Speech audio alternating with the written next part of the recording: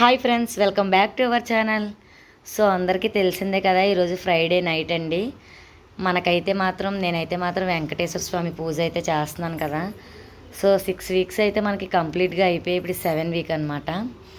చూడండి, నేను స్వామివారి కోసం ఏ పువ్వులు తెచ్చుకున్నా, ఏ మాలలు కట్టుకున్నా అన్నీ అయితే చెప్తున్నాను. ఇదైతే మాత్రం రుద్రాక్షల మాల అని చెప్పి అంటారు. సో నాకు కూడా తెలియదండి, లాస్ట్ వీక్ పెట్టాను.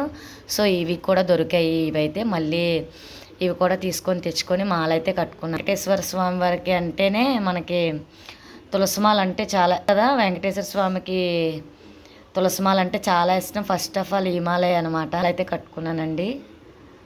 సో ఈ మాలలన్నీ కనకంబరాలండి. నేను మా అమ్మ వాళ్ళ ఇంటి దగ్గర నుంచి అయితే తీసి తెచ్చుకున్నాను ఈ పువ్వుల్ని.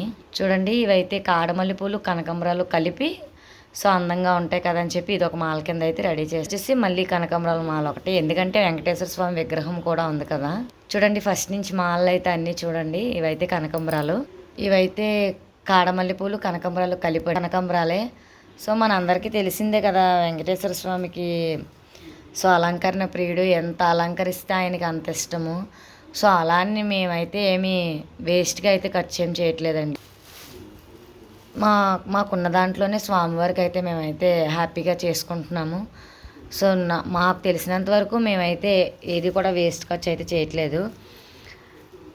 సో చూసారు కదా, ఇవన్నీ కూడా తులసి మాలలో అన్నీ కూడా.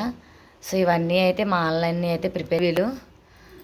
సో గులాబీలు అయితే ఈ వారం అయితే చాలా తక్కువే తెచ్చుకున్నానండి, ఎందుకంటే గులాబీలు అంత ఫ్రెష్గా అయితే అనిపించలేదు. సో కొంచెమే ఇమ్మని కొంచెమే అయితే తెచ్చుకున్నాను. చామంతి పూలు చాలా అంటే చాలా బాగున్నాయి సార్. మనకి వైట్ ఎల్లో రెండు దొరికాయి మనకి. సో అందుకని చెప్పి చామంతులు అయితే ఎక్కువగానే తీసి తెచ్చుకున్నానండి. ఇవన్నీ అయితే నేను 6 వీక్స్ అయితే పూజ అయితే కంప్లీట్ చేశాను. సో 6 వీక్స్ కూడా నేను ఇలాగే పూజ చేసుకున్నాను. కానీ 2 వీక్స్ నుంచి ఈ మాల ఒకటి ఎక్స్ట్రా అవుతుందంటే ఇది స్వామివారికి చాలా ఇష్టం అంట. సో నాకు కూడా తెలియదు. సో ఇంకొకరు చెప్పగానే సర్లే అని చెప్పి అయితే తీసుకున్నాము ఆ మాల అయితే. స్వామివారికి ఇలా అయితే అన్నీ కూడా ఈ ఈ ఈ పువ్వులతో ఎలా అయితే అలంకరించుకుంటానండి. సో ఇంకా మందార పువ్వులు అవి అయితే చాలా అయితే ఉన్నాయి, కానీ ఇవి మొత్తం స్వామివారికి పెట్టేస్తానండి. పువ్వులు ఏవి కూడా నా తలలో కానీ మా పాపకు కానీ నేనైతే ఏమీ యూజ్ చేయను. సో అన్నీ స్వామివారికి. ఇంకా తులసిపత్రి ఇంకా వేరుగా ఉంది. సో అవి నేను గోవిందనామాలు చదువుతూను దేవుడి ముందు అయితే వేసుకుంటాను, విగ్రహం ముందు అయితే. సో చూసారు కదా, మా మాలలు అయితే ఇవన్నమాట. సో 7th వీక్ పూజ కోసం అయితే సో ఇలా అయితే కంప్లీట్గా మేము పెట్టుకున్నాము. సో అందరూ కూడా వెంకటేశ్వర స్వామి పూజ అయితే చేయాలి అనుకున్న వాళ్ళందరూ కూడా చేయండి. సో నేనైతే చాలా టెన్షన్ పడ్డాను, అరే అలా చేస్తాను ఏంటని చెప్పి. కానీ పర్లేదండి, మనకి స్వామివారు అయితే చాలా శక్తిని అయితే ఇస్తారు. దానిలో అయితే మనమైతే అసలు దేనికి కూడా సఫర్ అవ్వవసరం లేదు.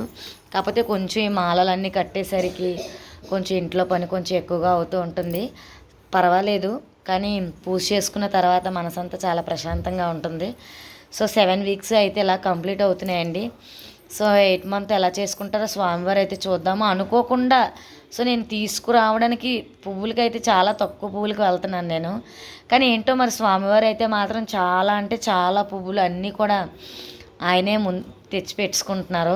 ఇంకా మందార పువ్వులు ఇవన్నీ కూడా ఇంకా చాలా ఉన్నాయి. సో మార్నింగ్ పూజ కూడా మీకు ఒకసారి పెట్టి ఏవైతే నేను అలంకరణ చేశానో అవన్నీ కూడా చూపిస్తాను. సో వీడియో అయితే ఎక్కడితో ఎండ్ చేద్దాం అనుకుంటున్నాను. ఓం నమో నారాయణాయ.